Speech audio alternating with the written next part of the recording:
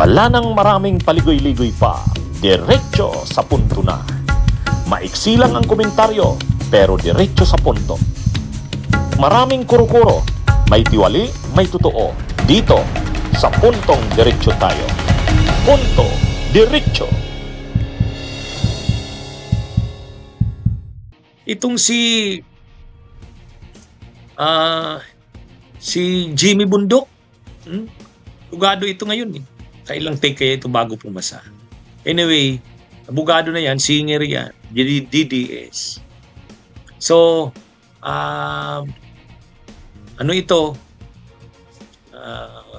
Parang ang mangyayari dito kay Jimmy Bundok, ang sabi niya kasi, dalawa na, anong tawag doon? Republic of Mindanao is coming. Mindanao Republic pa is coming? Ano ba yung nakaano niya? Mindanao Republic is coming soon. Republic of Mindanao coming soon. Yun yung eksakto niyang post. Ang sabi kasi ni Jimmy Bundok sa post niya, ano daw? Mayroon daw dati na daw na mayroong panawagan na humiwalay ang Mindanao. Talaga naman daw dati na dalawa na ang Pilipinas, parang ganun yung sinasabi niya. Yung Republic of the Philippines at saka yung Mindanao na gustong humiwalay. O ngayon, sa ginawa daw na ito ng ICC at ang gobyerno sa Manila ay sinuportahan ng ICC, parang lumalakas ngayon ang panawagan, ayon dito kay Jimmy Bundok, lumalakas ang panawagan na humiwalay. Humiwalay na ang Mindanao. Yung call for secession ng Mindanao is part of our history. Okay. Ang naging malinaw lang po kasi pagkatapos po nung very expected na desisyon po ng ICC Appeals Chamber ay nagkaroon po ng dalawang uri ng reaction, no? And it really reveals that dalawa po talaga ang Pilipinas. Kasi total dalawa naman daw talaga ang teritoryo ng Pilipinas, Mindanao at saka yung Republika ng Pilipinas. Pero sa ginawa daw na ito kay Duterte sa issue ng ICC, ang mga taga Mindanao ay lumalakas ang panawagan na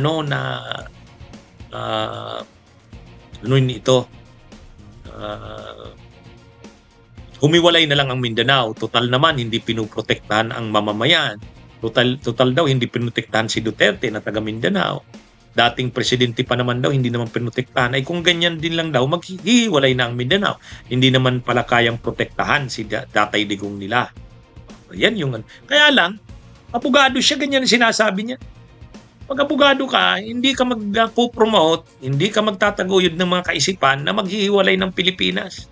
O maghihiwalay ng bahagi ng Pilipinas, maghahati ng Pilipinas. Kaya lang sinasabi niya, coming soon na daw ang Republic of Mindanao. Para din itong si Kiko Barsaga eh.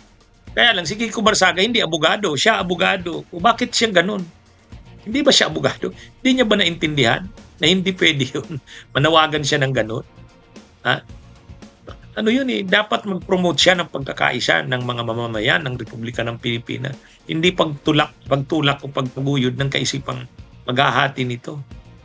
At galing pa naman sa kanya. Galing pa naman sa kanya na isang abogado.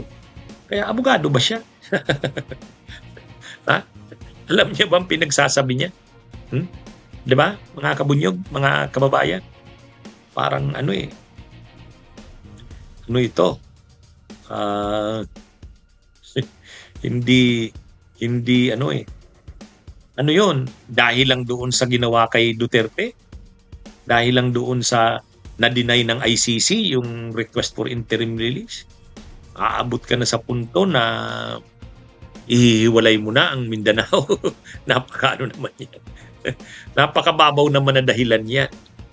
Ibig sabihin yung paghihiwalay mo ng Mindanao, personal na dahilan dahil kay Duterte. Dahil kay Duterte, ihiwalay mo ang Mindanao dahil lang sa hindi siya binigyan ng interim release. Anong klase naman tong mga DDS na to? Kaya lang, nakakadismaya dyan kasi abogado ito. Kakasira sa profesyon ng mga abogado. Ganyan din yan noon si Pantaleon Alvarez. O di ba dati rin, nung hindi pa na-aresto si Duterte at dinadala sa ICC, Itong si Pantaleon Alvarez, dating speaker, lawyer din niya, nagtutulak din ng paghiwalay ng Mindanao. Mindanao Independence Movement naman, MIM. Kaya lang, napaka-ano naman. Napaka-anong niya. Dati kang speaker, congressman ka pa, incumbent, lawyer ka pa, tapos mananawagan ka ng Mindanao Independence. Ito naman, lawyer naman to. Ganun din, mananawagan din. Ano bang mga nangyayari sa mga DDS na lawyers na ito? Alam ba nila ang pag-aaral nila ng batas? Yung sinumpa nilang tungkulin, na hindi sila magtataguyod ng mga kaisipan, na o promote ng pagkakahati-hati, pagkakawatak-watak ng Pilipinas. Dahil lang kay Duterte na deny yung interim release request, hihiwalay na kayo, hihiwalay nyo na ang Mindanao. Saka akala nyo naman magsusurvive ang Mindanao. Ano yan? Maraming mga pabrika, maraming mga negosyo, nasa Luzon pa rin. Ang mga probinsya ng Mindanao, dependent pa rin sa IRA na panapadala ng local government, ay ng national government. Hindi pa ang Mindanao.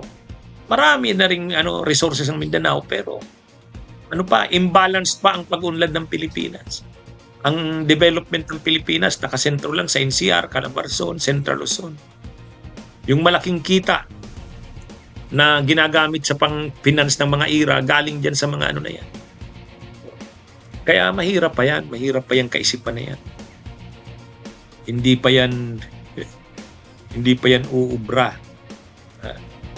Kaya lang yun, lawyer ka tapos ganyan yung ano ba tong si Jamie Bundok?